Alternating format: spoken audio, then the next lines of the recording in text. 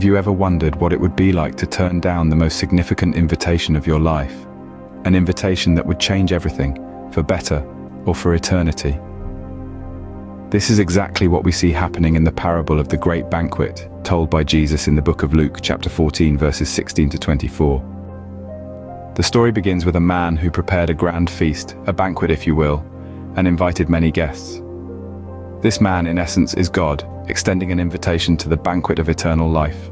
When the day of the feast arrived, the man sent his servant to tell those who had been invited, "Come, for everything is now ready." But one by one, they all began to make excuses. One said he had just bought a field and needed to go see it. Another mentioned he had just purchased 5 yoke of oxen and was on his way to test them. Yet another said he just got married and couldn't come. Isn't it fascinating how each person was engrossed in their own affairs, their own interests, their own pursuits? So much so that they missed out on something far greater. This is a reflection of how people often respond to God's invitation.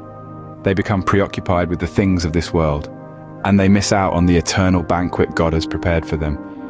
The man, upon hearing these excuses, became angry and ordered his servant to go out quickly into the streets and alleys of the town and bring in the poor, the crippled, the blind, and the lame. And when there was still room, the servant was told to go out to the roads and country lanes and compel people to come in, so that the house would be full. This paints a picture of God's invitation to all, regardless of their status, their past, or their abilities. The great banquet is not exclusive but inclusive, open to all who are willing to accept the invitation. So what are the main points we can glean from this parable?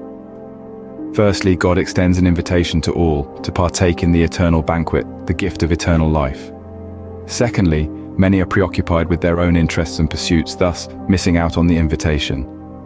Lastly, God's invitation is not limited to a select few, but open to all, regardless of their status or past. This story serves as a reminder to us all. An invitation has been extended. How will you respond? Will you be like those who made excuses and missed out on the great banquet? Or will you accept the invitation with open arms and partake in the feast? Thank you for joining us today on Prayer Revival TV. If you've enjoyed this video, please give it a thumbs up. Don't forget to share it with your friends and family so they too can benefit from this message.